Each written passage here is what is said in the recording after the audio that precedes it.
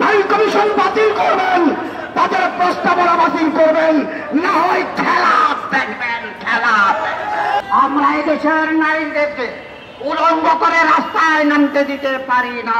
সংস্কার যদি কায়েম করার দুঃসাহস দেখানো হয়, তবে আবার বিপ্লব করা হবে। নারী কমিশন বাতিল করবেন, তাদের প্রস্তাবনা বাতিল করবেন, না হয় খেলা দেখবেন, খেলা। হেফাজতের মামলা প্রত্যাহার করবেন, নচেত আরেকটা শাপলা চত্বর নই, মহা চাপ্পার শাপলার গণ সমাবেশ দেখবে। বাংলাদেশে কোন প্রকার করিডোর গ্রহণ করা হবে না। করিডোর বন্ধ করেছেন ত্রাণের নামে, আবার ওদেরকে আনার পায়তারা করবেন। মনে রাখবেন, সাবেকরা ভারত গেছে, আপনারা আমেরিকা যাওয়ার জন্য পোটাপাটলি গোছান। এদেশে নারী অধিকারের নামে যে প্রস্তাবনা পেশ করা হয়েছে, এই মুসলিম দেশে লজ্জাস্কর প্রস্তাব এগুলি। আমরা এই দেশের নারীদেরকে উলঙ্গ করে রাস্তায় নামতে দিতে পারি না। এই জন্য পরিষ্কার বার্তা, নারীদের এই প্রস্তাবনা বাতিল করুন। নারী কমিশন নামে যে কমিশন করা হয়েছে, এই কমিশন বাতিল করে নতুন করে এদেশের পর্দানিশীল ধর্মভীরু নারীদেরকে নিয়ে আপনারা কমিশন গঠন করে নারীদের ন্যায্য অধিকার বাস্তবায়ন করুন। 2013 সালে যদি আমাদের ইসলাম রক্ত না দিত, তাহলে বাংলাদেশের জুলাই বিপ্লব করত না। আমি রাষ্ট্রকে বলবো, হেফাজতে ইসলামের উপরে 2013 সালে যে গণহত্যা হয়েছে, এই গণহত্যার স্বীকৃতি দিয়ে খুনি শেখ হাসিনার বিচার নিশ্চিত করতে হবে।